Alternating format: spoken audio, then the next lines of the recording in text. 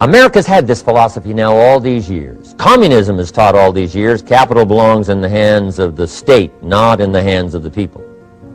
We've been teaching all these years capital belongs in the hands of the people, not in the hands of the state. And we turned out to be right. Capital in the hands of the kids, capital in the hands of the people. Enterprises that make a profit, enterprises that grow. It's the hope of our future. So that little simple formula, I hope, will help you. Now, one more key on financial independence, and that is attitude. Attitude. Here's number one. I used to say, I hate to pay my bills. My teacher straightened me out on that. He said, let's see, Mr. Rohn, what you hate to do is pay $100 on an account and reduce your liabilities and increase your assets. I said, well, no, not if you look at it that way. He said, well, it all depends on how you look at it.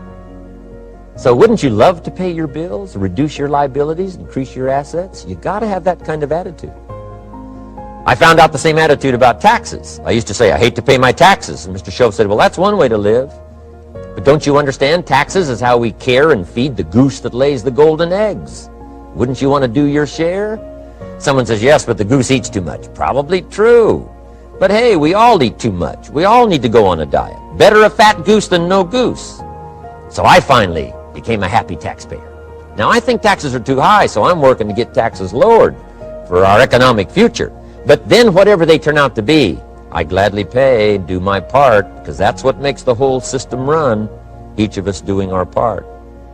We all ask why we should work this hard, why take that many classes, why go to school that many years, why take the notes, why read the books, why work that hard, why put yourself through the push-ups and the disciplines, why? Good question, why? Best answer to why, I think, is the second question. Why not? Why not see how many books you can read, how many classes you can take, how many skills you can develop? Why not see how valuable you can become to the marketplace and to your friends and to your family? Why not see what you can make of yourself? Why not see how far you can go, how much you can see, how much you can earn, how much you can share? Why not? That's the heritage all of us have, in America especially, is to see what we can make out of our lives now that we've been given this extraordinary opportunity. Now, my third question I'd love to ask you in person. And my third question is, why not you? Why not you with good self-esteem? Why not you starting to change and setting goals? Why not you starting to make progress toward financial independence? If I can do it, you can do it. I wished I had a lot more testimonials here today besides mine. A whole steady stream that would come by and tell you their story. Someone who started with nothing, finally run a big enterprise.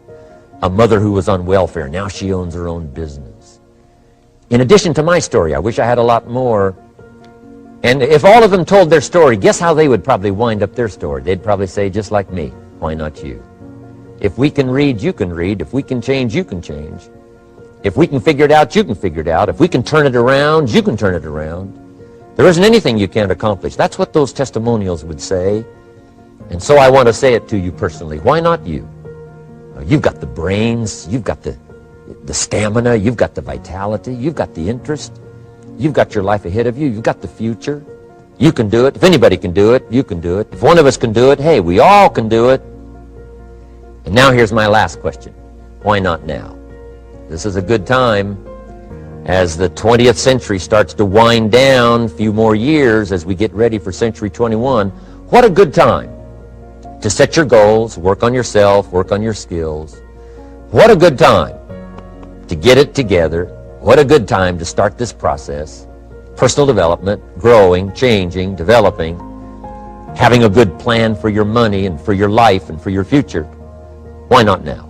I think there's a consciousness that we are all a part of, that we all are connected to, that is intelligence, that has a knowing. And I believe at that deepest level, we know everything, because at that deepest level, beyond this physical body, we are everything. And so I think when I experience myself speaking in an audience, when I experience myself speaking as a kid, the best talks I gave was when I wasn't thinking, I wasn't in my mind. And so I can't tell you what it was exactly. I just know it wasn't just my ego mind structure, thinking, making stuff up. And so for me, I've just, the deeper I go, the more I have learned to trust that flow, the more I've learned to trust that intelligence, the more I've learned to just get myself out the way, and I think get comfortable with not knowing. I think the degree of freedom we experience in life is also in direct proportion to our ability to be in the unknown and not know. I think so often we're conditioned to know everything. We've got to know who we are, at least who we think we are. We've got to know where we're going. We have to know what's happening. We have to know what's going to happen in 10 years. And the reality is, I think life itself it doesn't mean we can't plan and can't have strategy, but I really have found in my experience of life, I think life itself is way bigger than what we can structure and plan with our minds. And so I think there is a way to plan and strategize, but not get so attached to our idea of how we think life should be and how we think our life is going to work out and how we think the speech is going to go, as an example, and actually do our best, but also learn to get ourselves out the way. And I think when we really do that, to me, that's a process of just surrendering, the process of allowing life to unfold. And I think the best things, if we look at our lives, I think the best things that happen to us, at least I look at my life, the best things that happen to me are things that I could not have planned. The best things, the women I fell in love with, the people that impacted my life the most. I don't know if you plan to meet your wife on an exact day at an exact time, but I think these amazing things happen when we're open and when we're available. And so I've just learned to cultivate a relationship with life, to just be open and available to more. And I've just found that life often works out, if I'm really available, beyond what I can imagine, beyond what I can plan. And so I love living in that zone. To me, I call that a zone of magic, a zone of miracles, and so. So exercise is really important. Lastly, I really want people to have a brain wash day, at least once a week.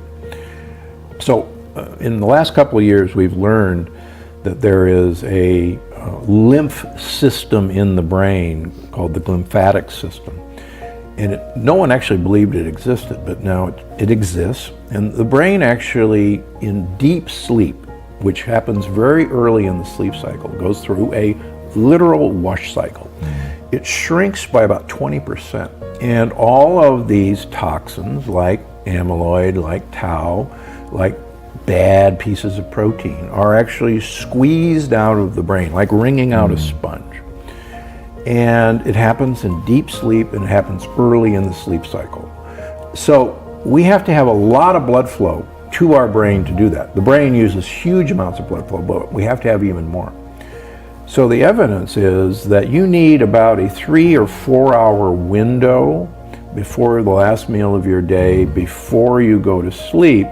Why? Because digestion is actually really energy expensive. So we put huge amounts of blood flow down into our gut. If you eat near the time you go to bed, that blood flow is down in your intestines and it doesn't go up to your brain. So there's actually a recent study of men who had unstable angina or heart attack, and they followed those men who ate late at night had a much higher incidence of a new angina or new heart attack. And so they're all really actually interconnected. So one day a week, I ask people, finish your last meal at 6 o'clock. If you go to bed at, say, 10. Right. If it's 11, finish it at 7. Do not snack before bedtime. And allow yourself to have a brain wash. Better yet, skip a meal. And that gets in probably to the fourth point. You've got to have periods of extended lengths of time between eating. We were supposed to go prolonged periods of time before our next meal. And break fast, we've talked about this before, it ruins your morning stuff, was you break your fast. And there's no definition of when it's supposed to be breakfast. Right. That was from the dear old Kellogg's Cornflake Company, telling people they had to eat breakfast. One of the lines from right out of the 5 a.m. Club is, one of the DNAs of legendary is longevity. So if you look at the Picassos, the Jean-Michel Basquiat, you look at the great sports champions, you look at the great history makers, they were much better at energy management than time management. And so we're in a war against distraction right now, and what we really have to do is optimize our energy. How do I do it? Well, I mean, I get to the morning routine, which the whole book is based on. But it's really quite powerful, because if you start your day with sweaty exercise. The magic of thinking big. This was recommended to me by one of the most successful product designers and licensors in the world. Millions of dollars a year, licensing to people like Nestle, Coca-Cola, etc. The magic of thinking big. So many people procrastinate because their goals lack balls, quite frankly. Their goals are just uninspiring. They're intended to be realistic, and therefore they don't motivate you to plow through or dodge the inevitable hurdles and emotional difficulty and ups and downs that you'll face. And the example that sometimes I give is, the trip to whatever, pick a city, no matter what I pick, I'm going to insult somebody. Let's say trip to Cincinnati for the weekend, or a trip to the Greek islands. All right, so the trip to Cincinnati might be more realistic in terms of cost and logistics, attainable perhaps. It's more likely to get put off in many cases because it's simply uninspiring to most people. Greek islands, all right, you'll put your head down. You must come up with a morning routine that you do every single morning, or at least more mornings than not, that puts you in control of yourself and in control of your day. This is what I do, and I cannot explain the power that I get from starting my day off and being bigger than my excuses and being in control. First and foremost, wake up on time. When that alarm goes off, get your butt out of bed. 5, 4, 3, 2, 1, go. Why is that important for persistence? I went to Dallas after college because a bunch of my buddies were down there, and I got a job working as a bartender at night and was looking for a job during the day, and got a job working for a retail software company. And this was in the early days of PCs, and was doing okay there. And then about 9 months in, I was living 6 guys in a 3-bedroom apartment.